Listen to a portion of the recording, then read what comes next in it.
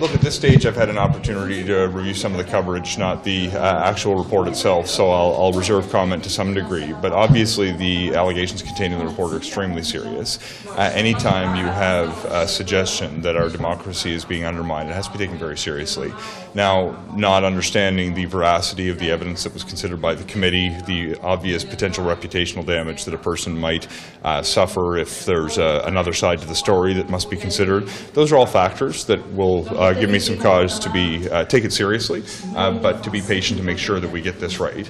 It's essential, though, that we can't, regardless of partisan stripe, can't be seen to be anything other than taking this very serious threat of foreign interference with the utmost degree of seriousness, because Canadians need to have faith that our elections are free from interference that could undermine the will of the people who are the lifeblood of our democracy. Should it ultimately come out, though, once that investigation is done, shouldn't it? That information did come out, given the severity of the allegations. Ultimately, once those investigations are complete, don't Canadians have a right to know who the people are who are wittingly assisting foreign governments? So let's talk about which investigation that you might be talking about. Obviously, if there's a future criminal investigation of some kind, that's would typically play out in the public courts with an opportunity for people to not only face the charges but make their argument. So from my perspective, to the extent that there is a process that demonstrates that the allegations are true, doing things in daylight is usually the best approach. There may be considerations around ongoing investigations that I'm not privy to that will allow me to exercise a degree of patience and understanding that people are treated fairly through this process. But generally speaking, investigations like this, when they reach a conclusion, would typically be best dealt with in an open forum. Why not name the people? If there are people who are suspected of colluding with foreign governments, why not name them? Well, usually these things would play out in a different forum where that is protected with the processes that affords an opportunity for a person to make a defense should they feel that's appropriate. In the absence of those protections, given the nature of an obviously very serious forum that needs to be considered in a manner that protects national security considerations, you obviously don't want to be openly discussing ways in which foreign interference could be conducted, where those who might have ulterior motives might be paying very close attention. So from my perspective, the appropriate investigations ought to continue. Many of them, particularly if they involve criminal investigations, will be done independently by security officials, by police agencies, and I think that would be an appropriate forum should law enforcement deem charges to be appropriate. C'est difficile pour moi, mais Est-ce que vous aimeriez savoir lesquels de vos collègues, par exemple, d'autres députés, ont pu contribuer à ça, à l'ingérence étrangère, et est-ce que ça vous inquiète de savoir qu'il y en a? Est-ce que je suis en quête? Est-ce que vous êtes inquiet? Oui, c'est ça. Moi maintenant, je sais, Canada a une démocratie extraordinaire. Le public a l'opinion, quand j'ai des discussions avec ma communauté, tout le monde croit que Canada a des élections qui est équitable et avec des protections nécessaires. Mais c'est essentiel en même temps pour le gouvernement et pour tout le monde de traiter des situations très sérieuses avec caution, avec des protections nécessaires pour assurer le public la démocratie et pour tout notre pays. Sir, je m'excuse pour le. I've got to go into. I've got to go. Your department rejected the findings.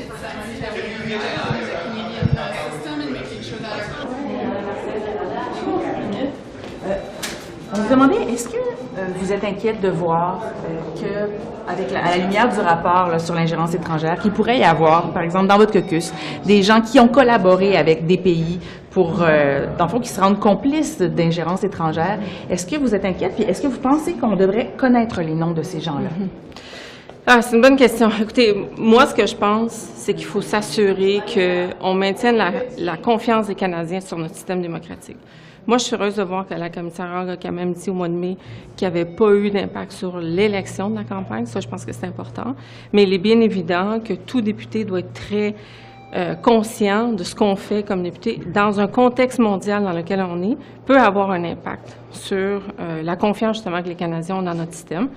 Puis c'est important que chacun soit soient conscients de ces gestes, de ces gestes. Donc, est-ce que vous pensez que les gens ont peut-être été naïfs, finalement? Peut-être que d'éventuels parlementaires auraient été plutôt naïfs et qu'ils n'auraient pas nécessairement agi de façon là, complètement consciente de ce qu'ils disaient, par exemple? Moi, je pense qu'il faut faire attention entre prêter des intentions volontaires à donner des intentions, comme tu dis, pas nécessairement naïves, mais on fait confiance au Canada. On est des gens qui font confiance, on est des gens qui sommes transparents, on n'est pas... Fait qu'il faut juste, je pense, faire attention dans un contexte mondial dans lequel on est, puis pas se retrouver dans une situation qui peut justement mettre en péril la confiance des gens. Faut-il comprendre que peut-être on a trop évalué, on a trop interprété dans ce rapport-là les comportements de certains députés, qu'on a tiré la conclusion? Bon, je pense qu'il faut faire attention. Ce n'est pas... Tu sais, je pense qu'il faut faire attention. Entre le moment où on fait un rapport puis on dit, bon, il y a des allégations ou il y a des questionnements, mais de là à y prêter des intentions très volontaires, je peux faire, la ligne est mince puis il faut faire bien attention Donc, il y a peut-être des comportements qui se voulaient inoffensifs, mais qui ont été interprétés d'une certaine manière. Moi, je pense qu'il faut faire attention de prêter des intentions à des situations dans lesquelles je pense qu'il n'y a aucun député de la Chambre, puis je dis aucun, là, je pense qu'il n'y a aucun parlementaire qui souhaite miner la confiance des Canadiens ou qui souhaite miner la réputation du Canada par rapport au fait que des gens auraient pu transmettre des erreurs. Il n'y a aucun parlementaire, puis je dis ça de façon non partisane. Fait que je pense qu'il faut faire attention qu'on s'en aille vers dans des allégations volontaires plutôt que des situations dans lesquelles il faut peut-être juste s'assurer que les parlementaires, on est bien conscients. Va-t-il trop loin? Non, je pense pas qu'il va trop loin. On l'a quand même mis en place justement parce qu'on voulait s'assurer qu'on était transparent, qu'on s'assurait d'avoir un bon fonctionnement au niveau de la sécurité. Non, je pense pas qu'il va trop loin. Je pense qu'il pose des bonnes questions, puis il faut juste continuer à les regarder. Merci. Suggestion that you want to look into are judges upholding bail principles. Do you have any evidence to back up that they may not be, or just where was that thought coming from? So that thought was coming from the concerns that I'm hearing from people around the country about bail and how bail decisions are being made. And when bail considerations are determined, there's basic principles that are meant to always be applied by a given justice of the peace or by the given provincial court judge. Two of those are the issue of whether the person is a flight risk, will they return to court, and secondly, is there a risk of reoffending? And when we're seeing patterns of people repeatedly appearing in bail court for the same type of offense, I think there is a risk of reoffending, so that needs to be evaluated. There's a mechanism for doing exactly that evaluation. It's called a bail review procedure. That's the purview of the local Crown. It's not my purview to initiate that. On C-70, when will the charter statement be released?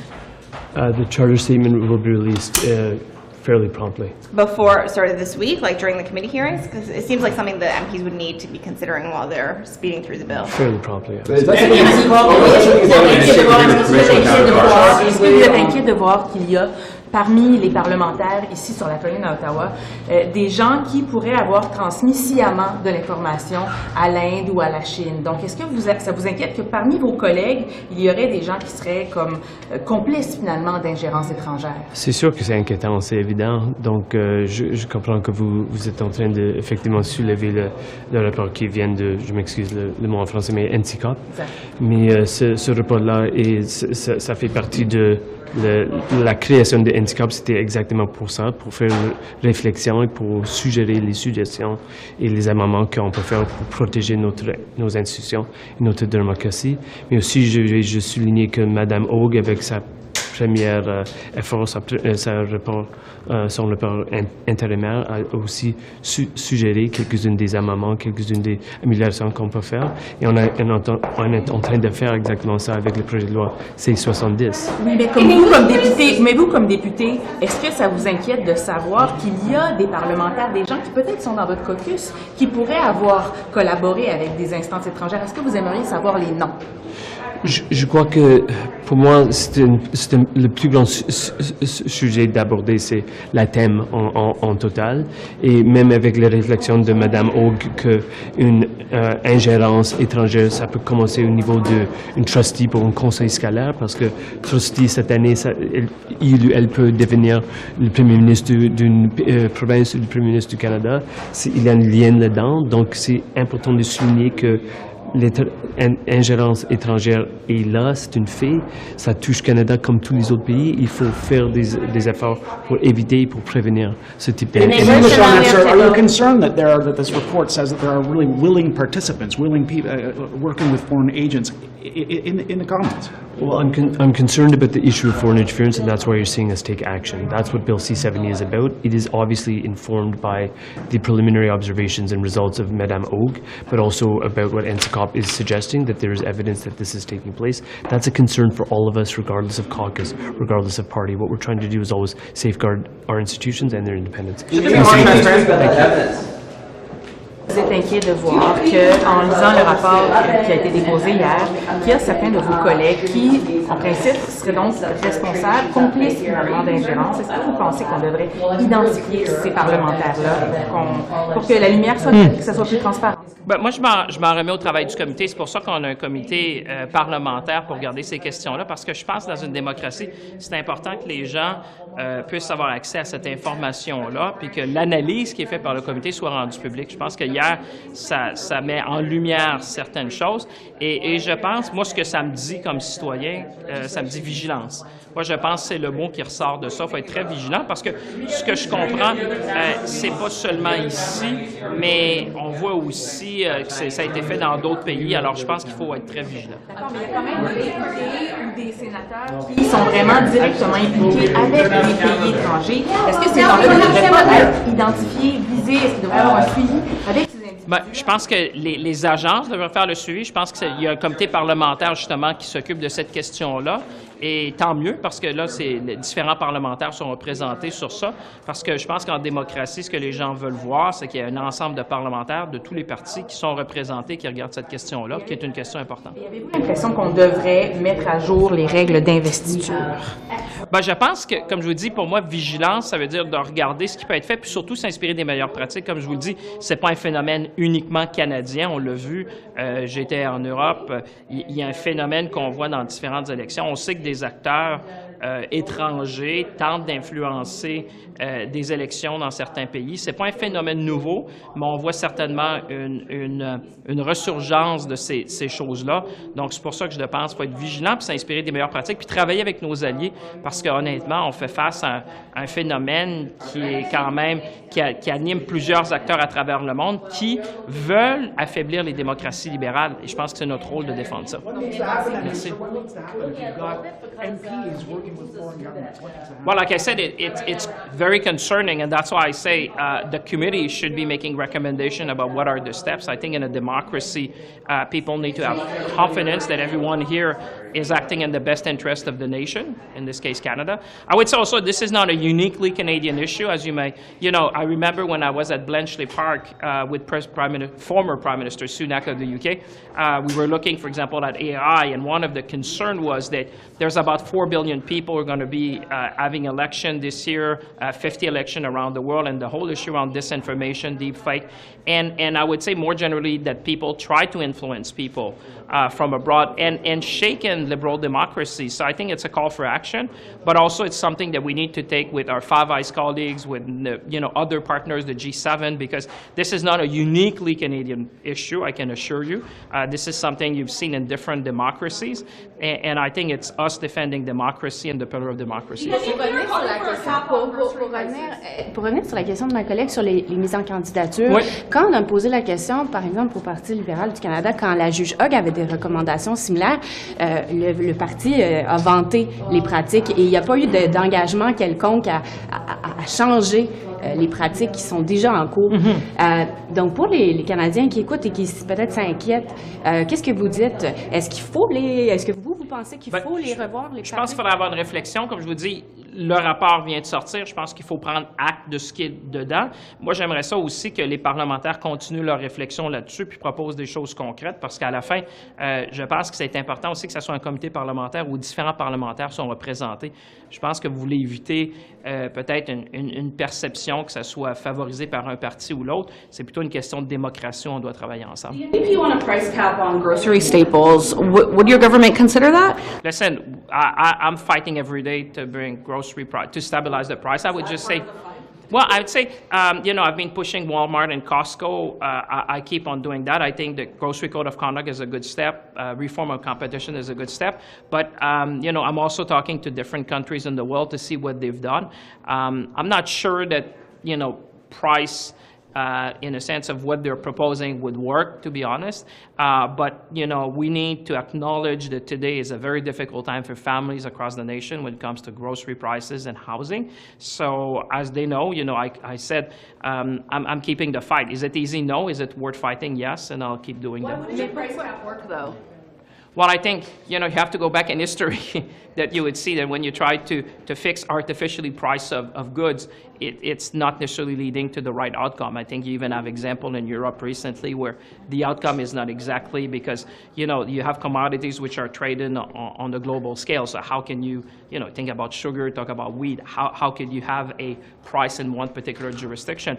But I think the better way to do that is to keep putting the pressure on the grocers, on the large manufacturers around the world. I've been talking to colleagues even over the weekend about that and bringing more competition. What I'm trying to do to bring an international grocer in the country, I think would help to shake the market and to bring better price for consumers. En français, est-ce que vous avez l'impression que les profits des épiceries sont justes?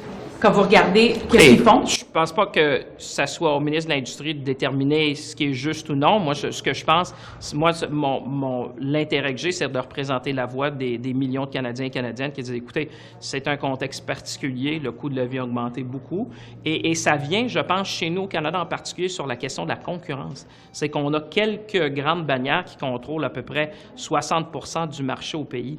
Et c'est ça, je pense, l'enjeu qu'on essaie auquel on s'adresse, parce que c'est ça, dans d'autres pays, il y a plus de concurrence et plus de choix, et ça se traduit souvent par des meilleurs prix. C'est ça que moi, je veux amener. Et c'est pour ça que la réforme de la concurrence, ça va nous permettre, quand je vous disais, par exemple, dans les baux, où on empêchait, quand vous aviez une grande bannière dans un centre commercial, d'avoir des concurrents, c'est le genre de choses qu'on a besoin. Et là, la loi va nous donner plus d'outils. C'est pour ça que je pense qu'on doit continuer de mettre de la pression pour avoir plus de choix. Aussi, le NPD, auquel référait ma collègue, c'est quoi, c'est un coup d'épée dans l'eau? Écoutez, ce que je vous dis, c'est que l'histoire démontre que vous ne pouvez pas fixer artificiellement des prix de produits qui sont, par exemple, quand je parle sur des marchés mondiaux. Ce qu'on peut faire, par contre, c'est de s'assurer qu'il y ait plus de concurrence parce que c'est là où on pousse l'industrie vers plus de concurrence, puis on sait quand il y a plus de choix, ça mène... Vous savez, on l'a vu en Australie, on l'a vu en Nouvelle-Zélande. Moi, je regarde beaucoup ce qui se fait ailleurs parce que, vous savez, l'enjeu du coût de l'épicerie, c'est pas un enjeu purement canadien. J'étais avec des Américains durant le week-end, puis ils disaient l'enjeu numéro 1 aussi aux États-Unis, c'est le coût de l'épicerie. Alors, c'est un phénomène qui est quand même dans plusieurs pays. On essaie de travailler ensemble, voir les meilleures pratiques. Mais de mon côté, c'est de mettre plus de pression pour qu'on ait plus de choix. Est-ce que les conditions sont en place pour une baisse de taux demain, selon vous, M. Champagne?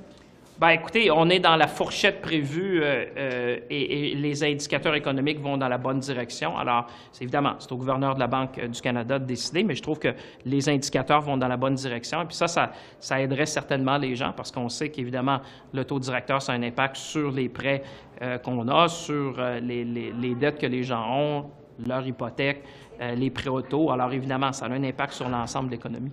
Merci. We're getting an oldie or little here. Your thoughts on the announcement today, and do you think it's fair? Well, this is a decision that was expected for months. We've been working on this piece of legislation for more than 5 years. It took a long time to get adopted, and now the CRTC is implementing. So this first decision is really about fairness in the system.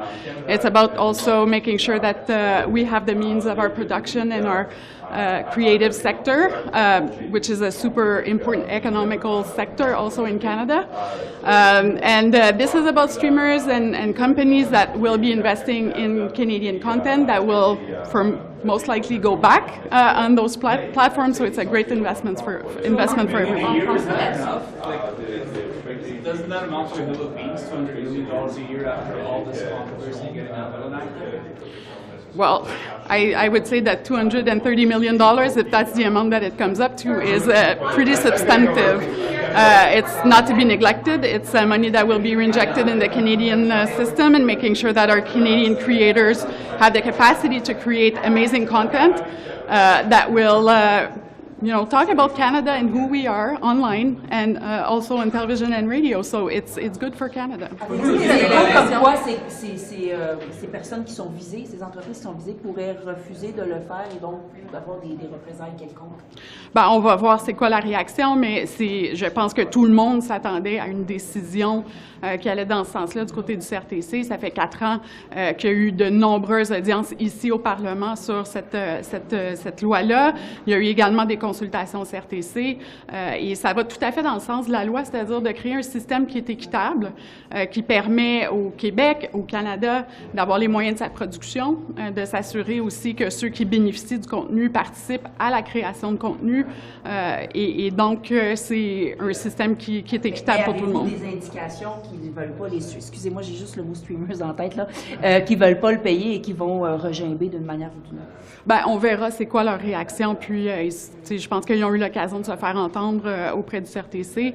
Le Canada est un pays qui est lucratif aussi pour ces entreprises-là. Il y a énormément de Canadiens qui sont membres de Netflix, de Disney, de Prime et des autres plateformes, et c'est tout à fait normal, surtout dans un contexte où le Canada s'inscrit aussi dans la déclaration de l'UNESCO sur la diversité culturelle de 2005, de s'assurer que comme pays, on a une diversité culturelle, que le Canada, que le Québec, que le français se retrouvent non seulement à la télé puis à la radio, mais aussi là où les gens sont aujourd'hui, c'est-à-dire en ligne. Est-ce que l'imposition de ce 5 %-là, ça signifie qu'on renonce au gouvernement à imposer une taxe sur les services numériques, une taxe Netflix? Bien, là, ça, c'est deux choses différentes. Il y a la question des impôts, et qui est une discussion au niveau de l'OCDE, puis au niveau de ma collègue des finances, donc on parle du 3 %. Là, quand on parle du 5 %, c'est de l'argent qui s'en va directement dans le secteur canadien, que ce soit la musique au niveau de l'audiovisuel. C'est du contenu qui va se retrouver aussi bien souvent sur ces plateformes-là, que ce soit Netflix ou les autres. Donc, c'est de l'investissement pour eux-mêmes aussi. C'est de l'investissement dans la création. Est-ce que c'est long? Non, je pense pas. Absolument pas. Il y a la question des impôts qui touche à la fiscalité puis à la souveraineté des États. Puis il y a la question du système canadien, comment il a toujours servi les créateurs puis les artistes canadiens et québécois et de s'assurer que ça continue de fonctionner. This is the opposite of what they wanted. They do not want a fund that they have to pay into. What message do you have for them? Well, this will benefit them because this is money that will go back into Canadian creation, whether it's music, whether it's television series or movies, that will most likely go back on their platform. So it's actually good not only for the cultural sector here in Canada, but it's also good for the online business. Donc, pas d'inquiétude d'un boycott à la Facebook, par exemple? Ben, on verra c'est quoi la réaction, mais comme je le disais, les plateformes ont participé aux audiences au CRTC, ils ont eu l'occasion de se faire entendre, d'entendre leurs prérogatives. C'est une des premières décisions du CRTC. Il y en aura d'autres dans le cadre de la mise en œuvre de la loi. Et je m'attends à ce qu'elle se conforme aux législations canadiennes puis à la réglementation canadienne. Le fait que le CRTC décide de faire la redistribution par des programmes qui existent déjà, des fonds qui existent déjà, vous en pensez quoi? Parce que vous, comme ministre, vous avez souvent demandé, on veut un fonds d'urgence, on veut autre chose, mais là, ça passe par des fonds existants. Qu'est-ce que vous pensez de cette décision-là du CRTC? Bien, je pense que c'est mieux, en tout cas pour ma part, de se servir des institutions puis de ce qui existe déjà, qui fonctionne bien, même si parfois il y a des critiques, qui a quand même fonctionné très bien au Canada puis au Québec depuis les dernières décennies, plutôt que de créer des nouvelles structures administratives. Donc, j'ai pas d'objection, au contraire, là, à ce que ce soit ces fonds-là. Puis, évidemment, je suis très consciente aussi dans mon rôle de ministre et Mathieu Lacombe aussi au Québec travaille là-dessus, sur la question d'adapter les fonds à l'ère dans laquelle on est. On est dans l'ère du numérique. Est-ce que les fonds, que ce soit le Fonds canadien des médias ou Téléfilm ou du côté du Québec, la SODEC, est-ce que ces fonds-là sont toujours adaptés pour bien soutenir l'industrie avec la réalité numérique? Juste rapidement sur la découvrabilité, parce qu'il y avait beaucoup de questions de ça avec C11. Est-ce que vous voyez assez, dans ce que le CRTC nous dit aujourd'hui, est-ce que vous voyez assez de détails? Il faudra attendre plus longtemps parce que là, on parle de contribution et de redistribution, mais peut-être moins de détails sur la découvrabilité. À quoi vous attendez comme ministre? Bien, il y a deux autres décisions qui vont venir dans les prochains mois du côté du CRTC. Il y a la question de la définition du contenu canadien. Donc, qu'est-ce qui rentre là, dans la production pour reconnaissance, là, autant au niveau des plateformes que de la radio, de la télé.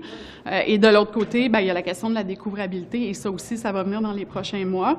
Là, ce qu'on a, c'est vraiment une contribution de base qui était déjà existante pour les câblos-distributeurs, puis aussi des obligations de dépenses pour les stations de télévision au Canada. Donc, c'est de créer un système qui est équitable au niveau d'une contribution de base, puis il y aura d'autres décisions à suivre du côté de la découvrabilité. Merci.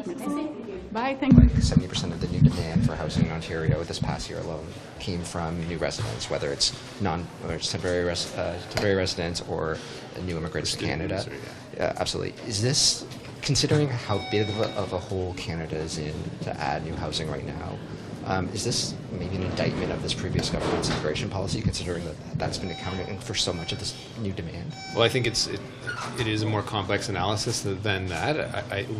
It's certainly clear that in certain areas of Ontario we've seen large increase in volume that's been driven, whether it's by temporary residents, notably students, and the impact that has had on housing. That's not something that anyone, I think, in their right mind would deny.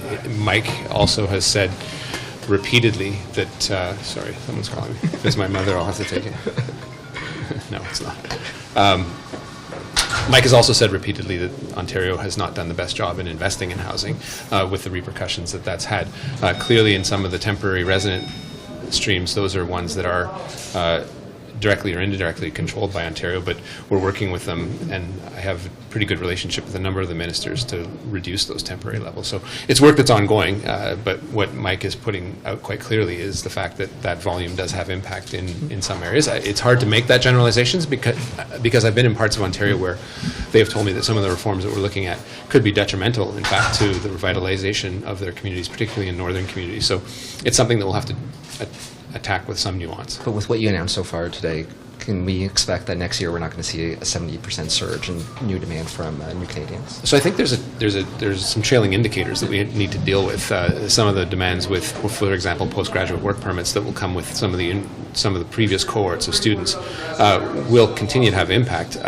Again, we have another measure that assumes that we don't do anything further, and that's, I think, is the next step that I've said quite clearly with my colleagues from other provinces, that we need to be a little more measured and surgical in the approaches that we take in reducing, particularly people that are here temporarily, using some of the provincial nominee programs that provinces have, notably Ontario. They got an increase this year in the number of people they're able to nominate, that they're not going abroad necessarily and picking from a whole bunch of different countries, using the labor pool that's already here with some level of talent and expertise, so that we're not creating multiplier effects on housing. So again, conversations that will continue. It won't be all fixed in 1 year. When it comes to students in particular, this is a very turbulent year for institutions that are affected by the incoming classes. So we'll have to see how that plays out. But I think everyone can expect more measures to come. On the NSICOP report from yesterday, do you think... I'm commenting on the NSICOP. But do you... Can people using diabetes medications, can people using diabetes medications and contraceptives and on private plans actually use those private plans after pharmacare? Yes. Yes. Is that meant to be permanent, or is that for a transition period? No, that's permanent. I mean, the intention here, look, I think eventually we're going to have to land on, do we do a PEI type model, or do we do a universal single payer model?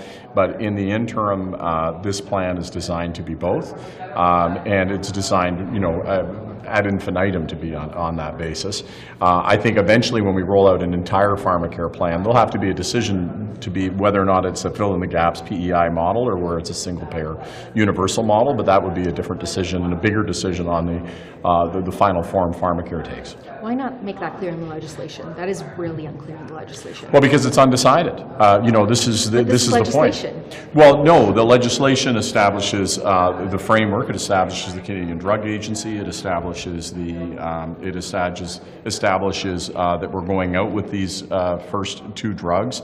It establishes that we're going to have a committee that's going to take a look at the cost implications and how that might work under a single payer universal model. But we also have a another model, which is in PEI, which is being operated on a basis of fill in the gaps. So we have two different models. The legislation sets the framework for the Canadian Drug Agency and sort of the foundation for what that more, what that final option would be. But I don't think we have all the data, and I've said that from the beginning. I want to be able to take a look at these two models, not as theoretical concepts, but as things that are actually living and breathing in the real world, so that as we expand out to other drugs, we can know what model is best. You don't have a single-payer model for diabetes and contraceptives, so how are you supposed to test the two models if they're essentially both mixed payer? Well, they're not, in the sense that the model that will be for contraceptives and will be for diabetes drugs, anybody can have access to. It's available to everybody. So one of the things. You still have people on private plans. Sure. Yeah. But you're going to have more than an ample opportunity to be able to take a look at what difference it makes, as an example, when somebody doesn't have a copay, how that affects their utilization of drugs, how strictly they then stay to that regime when they don't have cost as a factor. So you're going to have an opportunity to be able to see how that model works. How much people will gravitate to that public model and use access through a public model. Let's take an example of contraception. Contraception, you have a circumstance where somebody who's in an abusive relationship and has to use their partner's plan in order to be able to get their contraception. That can be a significant inhibitor to them getting that contraception. Or you talk about a young person, maybe 16 years old, doesn't want to talk to their parents about what they're doing with their sexual and reproductive health, and therefore doesn't have access to their parents' plan. They'll be able to use this plan. So being able to evaluate how those kinds of decisions will make a difference overall, I think, is exceptionally important. And remember, the other thing that's happening here is there's a committee that's looking at the cost implications of a single-payer universal model at the same time that we put elements of this into the real world. Have you defined interim? You just said interim. So what's interim? Interim? You said that it's an interim program.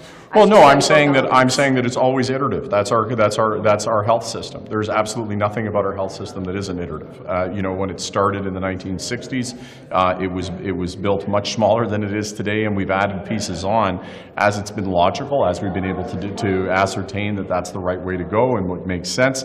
And this is the same process.